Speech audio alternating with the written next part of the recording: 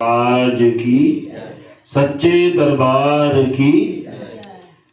गुरुर् ब्रह्मा गुरुर्विष्णु गुरुर्देवो महेश्वरा गुरुर् साक्षात् परब्रह्म तस्मै श्री गुरुवे नमः।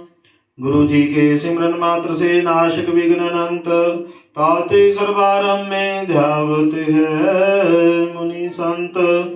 यही खोजत ब्रह्मा तक सुर नर मुनि और देवा। कह कबीर सुन साधवा कर सतगुरु की सेवा। सब धरती कागज करूं लेखनी सब बन राय। सात समंदर मसी करूं तो भी गुरु गुण लिखा न जाए। भक्ति दान मोह दीजिए गुरुदेवन के देव। और कछु न चाहिए निस दिन तुम्हारी सेव। गुरु जी को सिर पर राखिए चलिए आज्ञा माही। कहे कबीर तिस दास को तीन लोक डर नाही।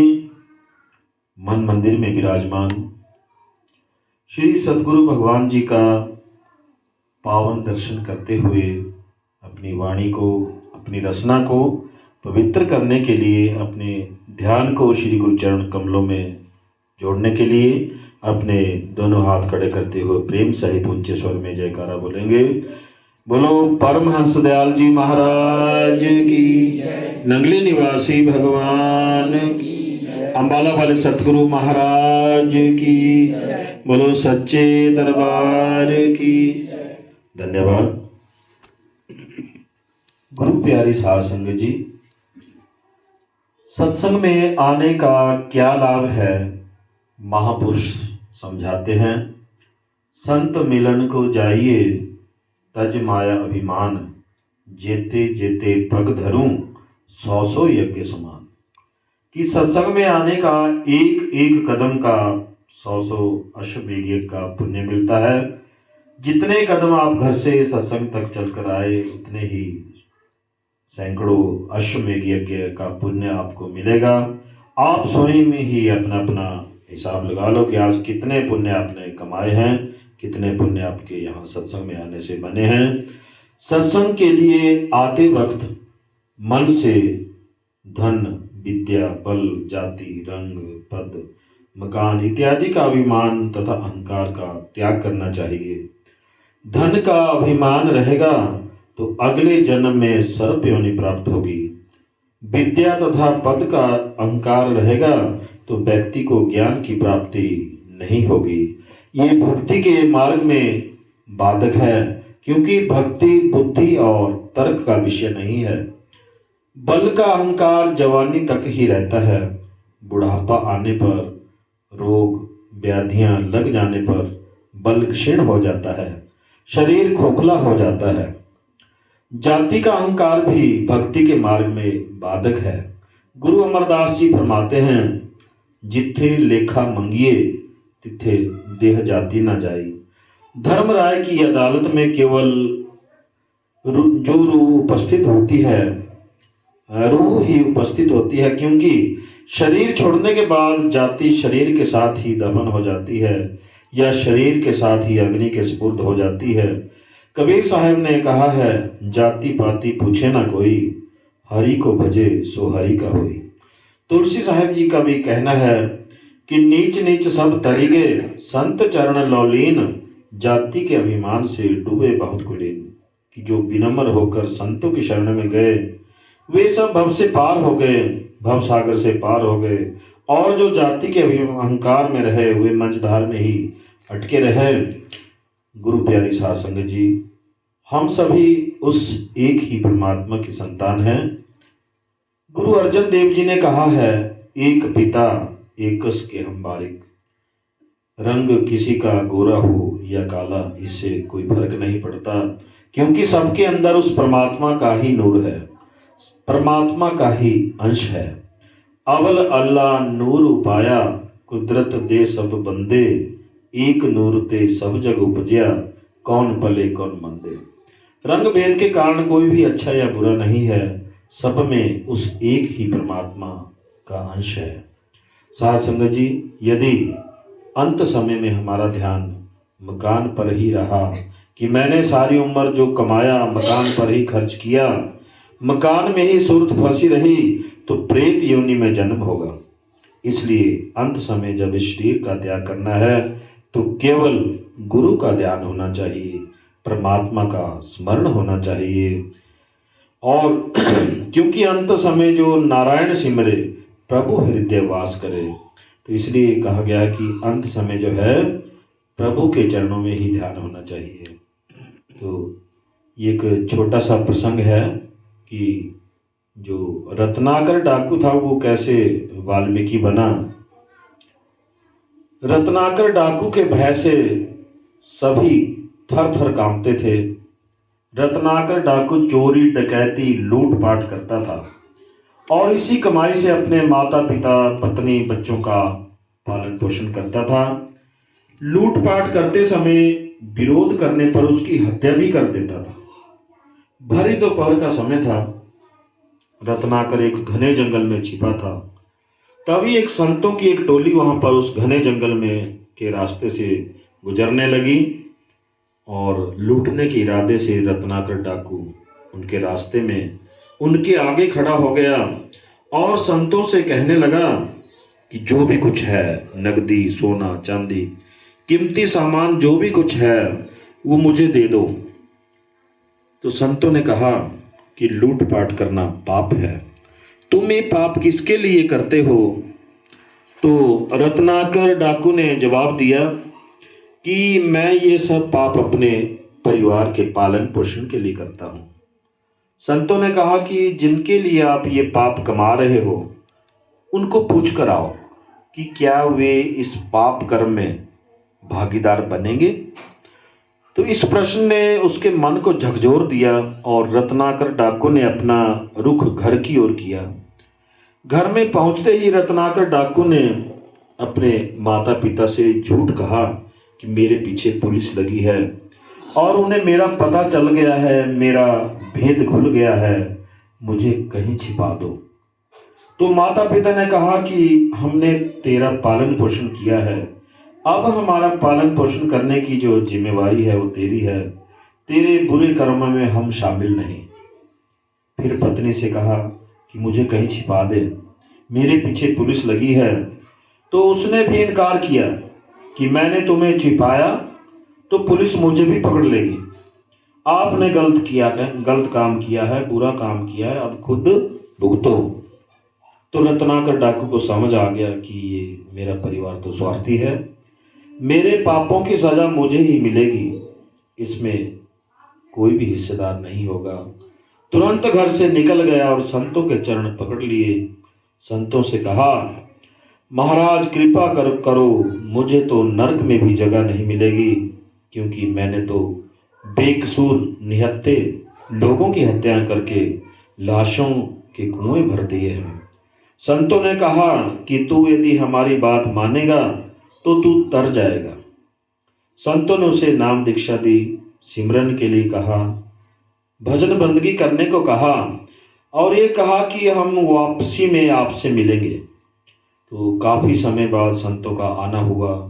तो उस स्थान पर मिट्टी की एक बम्बी बनी हुई थी। संत बम्बी के कुछ और नजदीक गए तो बम्बी के अंदर से आवाज सुनाई देने लगी। संतों ने मिट्टी को हटाना शुरू किया, मिट्टी को झाड़ा साफ किया। तो उस रत्नाकर की तपस्या से, ध्यान से, उसकी भजन बंदगी से, उसके मेडिटेशन से बहुत प्रसन्न हुए और उन्होंने उसका नाम वाल्मीकि रखा। तो साध संगत जी, संत महात्मा परमात्मा के द्वारा भेजे गए फरिश्ते होते हैं जो हमें परमात्मा से जोड़ देते हैं, हमारा कल्याण करते हैं और हमें निहाल कर देते हैं। तो मैं आज का सत्संग शुरू करता हूँ। आज का जो सत्संग है वो कर्म के ऊपर है। कर्म सिद्धांत में क्या कहा गया है कि हम उस मालिक से बिछुड़कर इस माया के जाल में उलझे हुए हैं। यहां आकर हमारी आत्मा ने मन का साथ ले लिया। मन जो काल का एजेंट है, हमारा मन इंद्रियों के भोगों, विषय विकारों, शराबों, कबाबों, दुनिया के धंधों का आशिक है। मन जो कर्म करता है उसका नतीजा आत्मा को भी भुगतना पड़ता है, क्योंकि मन और आत्मा की गांठ बंधी हुई है। इसीलिए ऋषि मुनियों ने इस दुनिया को कर्म भूमि कहा है। गुरु नानक साहिब फरमाते हैं, दोष ना देऊं किसे, दोष कर्मा अपनिया, जो मैं किया सो मैं पाया, दोष ना दीजिए अवर जना। हजरत ईसा ने फरमाया है कि मनुष्य जो कुछ बोता है वही काटेगा।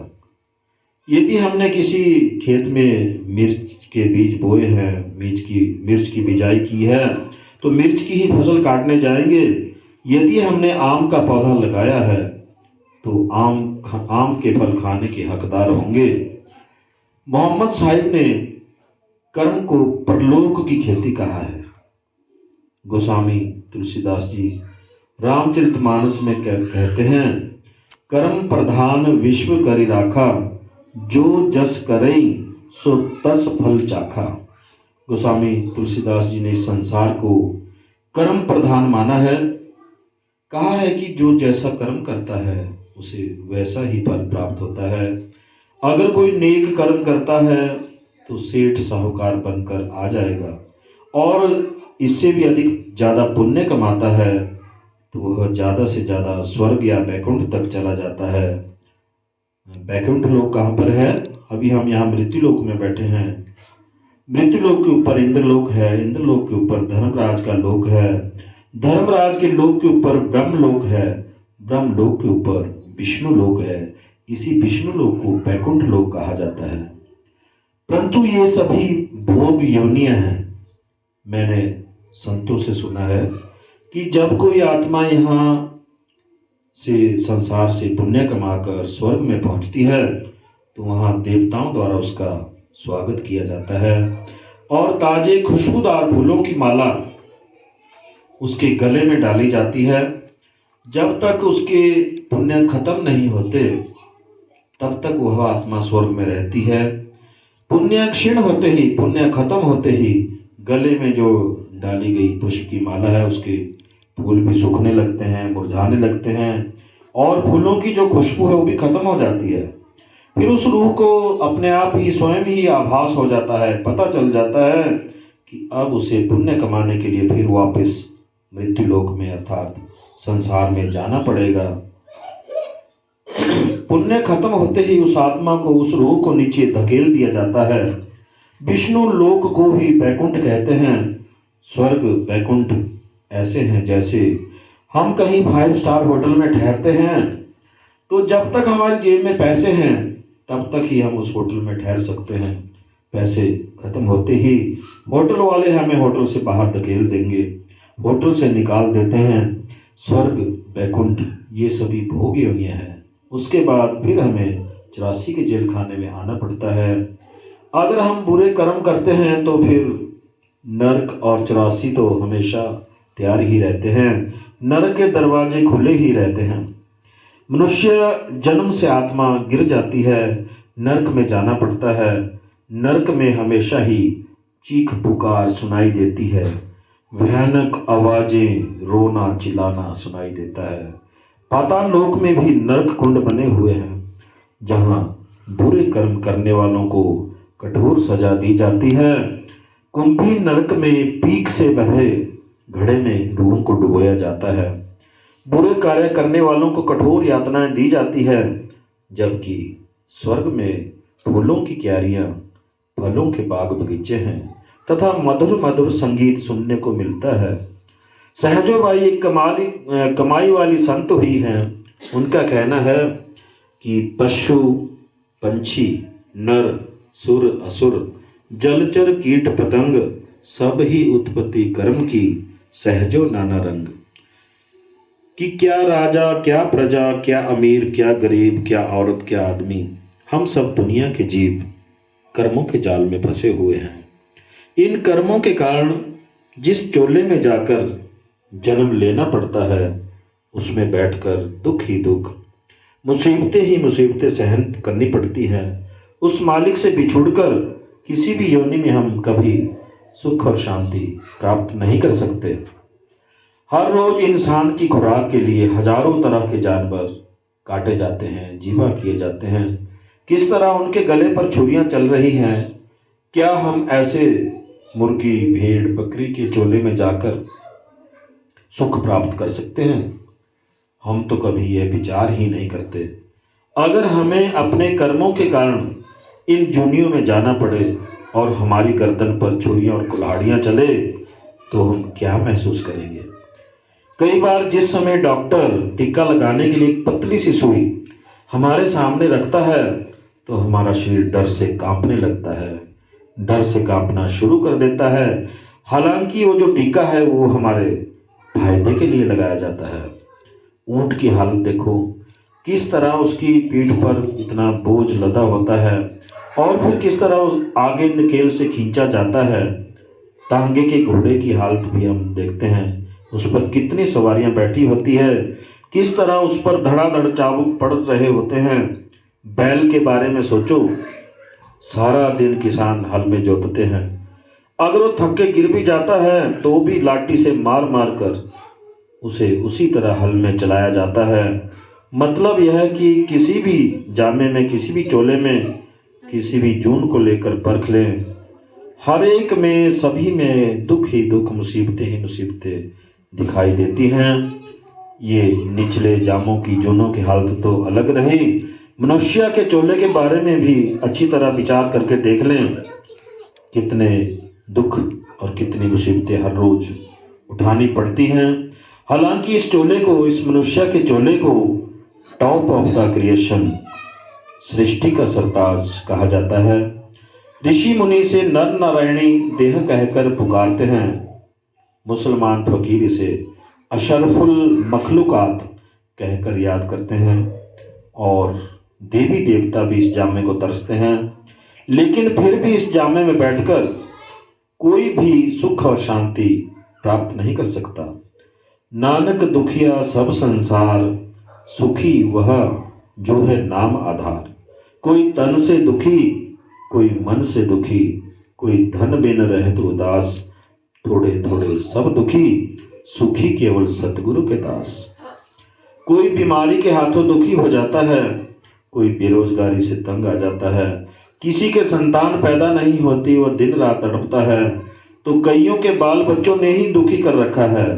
किसी को कर्ज चुकाना है, वो चिंता और फिक्र में सारी रात सो नहीं सकता, तो किसी को कर्ज वसूल करना है, वो सारा दिन कचहरी में परेशान हो रहा है।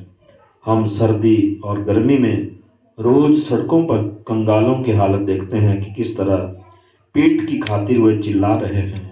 इसी तरह अस्पतालों में जाकर बीमारों की चीखें सुनते हैं कि किस प्रकार वे बेचारे दुखी हो रहे हैं। जेल खानों में कैदियों के हाल देखकर पता चलता है कि वे कितना दुख उठा रहे हैं। मतलब यह कि सारे इस संसार में जिधर भी नजर डालकर देखें, चारों ओर दुख ही दुख, मुसीबतें ही मुसीबतें नजर आती हैं। कभी भी रेडियो चलाकर, टीवी चलाकर, अखबार पढ़कर देख लें, दुनिया में किसी न किसी कौम, मजहब, मुल्क की लड़ाई झगड़े चलते ही रहते हैं। अभी यूक्रेन और रूस की लड़ाई में कितने गरीबों का खून हो रहा है, किस तरह औरतें विधवा हो रही हैं और बच्चे यतीम हो रहे, अनाथ हो रहे हैं। यदि मनुष्य चोले में भी आकर हम इस संसार में सुख और शांति नहीं प्राप्त कर सकते तो फिर किस चोले में प्राप्त करेंगे? सभी संत महात्मा उपदेश देते हैं कि इस दुनिया में कभी किसी को हमेशा के लिए सुख और शांति नहीं मिल सकती, क्योंकि यह दुनिया सुख और दुख का घर है, पुण्य और पाप की नगरी है। हम अपने पुण्य और पापों के कारण ही यहाँ आकर सुख और दुख भुगत रहे हैं। अच्छी तरह दुनिया में खोज कर देख लो, कोई भी शख्स ऐसा नहीं मिलेगा जिसे इस शरीर में बैठकर सुख ही सुख मिलते हों, कभी दुखों का सामना ना करना पड़ा हो, या किसी को दुख ही दुख मिलते हों, कभी सुख की सांस ना आई हो। देखने में आता है कि अगर 10 दिन सुखों के मिल जाते हैं तो फिर दुखों का सामना करना पड़ता है, और अगर 10 दिन दुख के भुगत लेते हैं तो फिर थोड़े बहुत सुख के श्वास आ जाते हैं। तो जितने भी दुख हमें भुगतने पड़ते हैं ये हमारे पिछले जन्मों में किए हुए पापों का नतीजा है। और जो सुख की सांसें आ रही हैं वो हमारे पिछले जन्मों के पुण्य के कारण है। पुण्य और पाप मिलते हैं तो हमें इंसान का चोला मिलता है, जिसमें बैठकर हम उन पुण्य और पापों का हिसाब दे रहे हैं। अगर हमारे सिर्फ पुण्य ही होते तो हम स्वर्गों में पहुंच जाते, और अगर सिर्फ पाप ही कमाए होते तो हम नरकों में सजा भुगत रहे होते। किसी के ज़्यादा पुण्य है, थोड़े पाप हैं तो वो ज़्यादा सुखी है, कम दुखी नजर आता है। अगर किसी के पापों का बोझ ज़्यादा हो जाता है और पुण्य का कम, तो ज़्यादा दुखी और कम सुखी है। तो यही कारण है कि इस दुनिया में अमीरी गरीबी, बीमारी तंदुरुस्ती और ऊंच नीच दिखाई देती है, क्योंकि हर एक जीव के अपने अपने कर्म है जिनका फल वो यहाँ आकर भोग रहा है। तो गुरु प्यारी साध संगत जी, महापुरुषों ने 3 प्रकार के कर्म बताए हैं। ये पहला है संचित कर्म, दूसरा प्रारब्ध कर्म और तीसरा क्रियामान कर्म। तो संचित कर्म कौन से हैं? पिछले जो कई कई जन्मों के इकट्ठे किए हुए कर्मों का जो भंडार है, कर्मों का जो हमारा भारी बस्ता है, और जो केवल भक्ति से ही नष्ट होते हैं। कबीर साखी संग्रह पृष्ठ संख्या 84 पर लिखा है कि जब ही नाम हृदय धरा, भया पाप का नाश, मानो जिंदगी आग की पड़ी पुरानी घास। कबीर साहब कहते हैं कि जिस प्रकार सूखी घास के ढेर को एक छोटी सी चिंगारी राख कर देती है, ठीक इसी तरह से नाम के एक अणु से, एक रत्ती से सारे कर्मों का नाश हो जाता है। नाम की कमाई करने से पिछले कई कई जन्मों के पापों का भारी बस्ता हल्का हो जाता है। दूसरा है प्रारब्ध कर्म। प्रारब्ध कर्म को तकदीर या भाग्य कर्म भी कहते हैं। पिछले संचित कर्मों में से कुछ कर्म इस चोले में, इस मनुष्य चोले में भुगतान के लिए दिए जाते हैं। ये कर्म केवल भुगतने से ही नष्ट होते हैं। तेरा भाणा मीठा लागे, कि परमात्मा की रजा में राजी रहने से इन कर्मों की मैल उतर जाती है, बंधन टूट जाते हैं। परमात्मा से प्रार्थना करनी चाहिए कि हे परमात्मा, तू दुख में रख, तू सुख में रख, जैसी तेरी मर्जी। ऐसा सोचने से ये पाप कर्म कट जाते हैं। तो तीसरा है क्रियामान कर्म। क्रियामान कर्म हम जो नित्य प्रति हम कर्म सुबह उठकर जो करते हैं, वो एक नए कर्म जो हम प्रातः उठकर सारा दिन रात सोने तक जो भी नित्य प्रति के हम कर्म करते हैं, चाहे अच्छे हैं चाहे बुरे हैं, इनको क्रियामान कर्म कहा जाता है। अगले जन्म में ये कर्म ही हमारे प्रारब्ध बनते हैं। इनका भुगतान हम अगले जन्म में करते हैं। इनको निष्फल किया जा सकता है। हमें बुरे कर्म बिल्कुल नहीं करने चाहिए, ताकि अगले जन्म के लिए हमारा जो प्रारब्ध कर्म है वो अच्छा बने, क्योंकि प्रारब्ध के आधार पर ही शरीर मिलता है। पहले बनी प्रारब्ध, पाछे बना शरीर। प्रारब्ध के कर्म के आधार पर ही मनुष्य घोड़ा, कुत्ता, बिल्ला, कीड़े मकोड़े इत्यादि जोन में जाते हैं। बुरे कर्मों के कारण आत्मा मनुष्य चोले से गिर जाती है, अधम योनियों में, निचली योनियों में गंदगी में चली जाती है। इसलिए अच्छे कर्म निष्काम भाव से करो, बिना फल की इच्छा से करो, परमात्मा की भक्ति करो, नाम की कमाई करो, तो मृत्यु का भय नहीं रहेगा। गुरु जी को सिर पर राखिए, चलिए आज्ञा माहे, कहे कबीर तिस दास को, 3 लोग डरना है। तो कुछ उदाहरण मैं आपको सुनाता हूँ जो भाग्य लेख और पूर्व कर्मों के कारण उन्हें इसका भुगतान करना पड़ा। कर्म हमारा पीछा करता है। हम किसी भी जो इस जन्म में कर्म काट लिए, फिर बुरे कर्म कोई रह गए तो अगले जन्म में उनको काटना पड़ता है, लेकिन ये हमारा पीछा नहीं छोड़ते। जैसे कयादु जो नारायण की भक्त थी, उनकी शादी जो है, उनका विवाह राक्षस हिरण्यकश्यप से हुआ, और धृतराष्ट्र ने 107 जन्म पहले गिरगिट की आंखें फोड़ी थी, इसलिए अंधे पैदा हुए। सब कुछ था, राजपाट था, सब कुछ था, लेकिन गिरगिट की आंखें फोड़ी थी 107 जन्म पहले, इसलिए अंधे पैदा हुए। और तीसरा जो उदाहरण है हमारे पास, त्रेता युग में प्रभु श्री रामचंद्र जी जो 14 कलाएं संपूर्ण थे, उन्होंने छिपकर बाली का वध किया था। तो वो जो कर्म था उसने उनका पीछा नहीं छोड़ा। द्वापर में जब 16 कलाएं संपन्न होकर आए, 16 कलाएं संपूर्ण होकर आए, फिर भी उस कर्म का भुगतान करना पड़ा। तो कृष्ण जी का जब सारा वंश खत्म हो गया था, यदुवंशी सारे मारे गए थे, तो जब वो अकेले थे, जंगल में बैठे थे, पश्चाताप कर रहे थे, सोच रहे थे, तो वहीं पर एक शिकारी छिपा था। भगवान श्री कृष्ण जी के पाँव में एक मणि थी, वो चमक रही थी। शिकारी ने सोचा कि कोई हिरन है, कोई हिरन घास चल रहा है, तो उसने तीर छोड़ दिया। जैसे ही तीर लगा श्री कृष्ण जी के पाँव में, तो वैसे ही वो चीखने लगे, चिल्लाने लगे।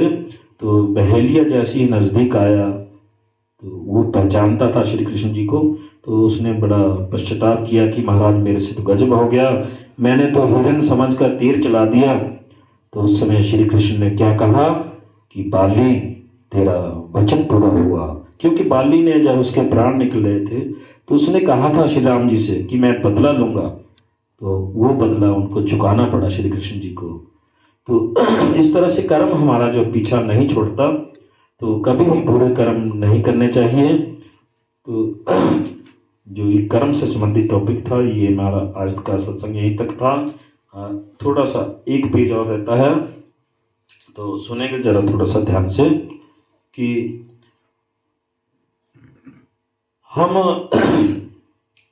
जब हमारा अंत समय आएगा, इस संसार से जब मुकलावा होगा, विदाई का समय आएगा, इस शरीर को या तो मिट्टी में दफना दिया जाएगा या फिर आग के सुपुर्द कर दिया जाएगा। लेकिन आत्मा का क्या होगा? ये जो अंदर से आवाज आ रही है, ये जो प्राण पखेरु है, ये जो बोलता राम है, इसका क्या होगा? 2-4 दिन के लिए भी हम कहीं घर से बाहर जाते हैं तो कितनी तैयारी करते हैं, 2-3 जोड़ी सूट बूट, टूथपेस्ट, ब्रश, दवाइयाँ, पता नहीं क्या क्या चीजें हम अपने बैग में डाल लेते हैं। आगे क्या पता किस चीज की जरूरत पड़ जाए। ये संसार तो यहाँ सराय है, मुसाफिर खाना है, और हम मुसाफिर हैं। ये हमारा असली घर नहीं है। जहाँ हमने शरीर को छोड़ने के बाद जाना है, वहाँ की कोई तैयारी हम नहीं करते। यदि आगे की परलोक की हमने कोई तैयारी नहीं की, तो नरक के दरवाजे हमारे लिए खुले ही रहते हैं। हम दुनियावी चीज़ें इकट्ठी करने में लगे हुए हैं। हमें अपनी ज़रूरतें पूरी करनी चाहिए, इच्छाएं नहीं। इच्छाएं तो अनंत है। ये रुपया, पैसा, जमीन, जायदाद, मकान, गाड़ी, बंगला, कुटुंब, परिवार तभी हमें सुख देते हैं जब तक हम परमात्मा से जुड़े रहते हैं। परमात्मा से बिछुड़ते ही ये सारी चीजें हमें दुखदाई लगती हैं, इनसे सुख नहीं मिलता। भारत की करेंसी, अमेरिका का डॉलर, रूस का रूबल, संसार की कोई भी करेंसी परलोक में नहीं चलती। तो फिर इस धन को इकट्ठा करने से क्या लाभ? जो कोई ऐसी चीज इकट्ठी करो, कोई ऐसी चीज इकट्ठी करो जो इस लोक में भी काम आए और उस परलोक में भी काम आए। तो कौन सी वस्तु है, कौन सी चीज है? वो केवल नाम की दौलत है, नाम की कमाई है। सच्चा नाम ही हमारी असली दौलत है। इसे जितना इकट्ठा कर सकते हैं आप कर लो। नाम की दौलत को कोई भी हमसे छीन नहीं सकता, कोई चुरा नहीं सकता, आग इसे जला नहीं सकती, पानी इसे बहा नहीं सकता। गुरु द्वारा दिए गए शब्द का सिमरन करते जाओ। उठत बैठत सोवत ध्याइए, मार्ग चलत हरत गाइए। भजन बंदगी के लिए, ध्यान के लिए 24 घंटे में से कम 2 या 2.5 घंटे अवश्य निकालो। गुरु की आज्ञा में चलो, गुरु की सेवा करो। शब्द के निरंतर अभ्यास से हमारे अंदर असली नाम, सच्चा नाम, शब्द गुरु प्रकट हो जाएगा। वो दिव्य धुन, मीठी धुन, सुरीली आवाज, घंटा, शंख, मृदंग, बांसुरी, वीणा का मधुर संगीत हमारे अंदर प्रकट हो जाएगा। बस इसमें ही हमें अपनी सुरती को जोड़कर रखना है, इस दिव्य संगीत को सुनते रहना है। यही शब्द हमें मुक्ति के द्वार पर ले जाएगा। जन्म मरण के बंधन से आत्मा मुक्त हो जाएगी, 84 कट जाएगी, ध्यान में मन लगेगा, और यही परम आनंद की अवस्था है। तो बोलिए जयकारा, बोल मेरे श्री गुरु महाराज की।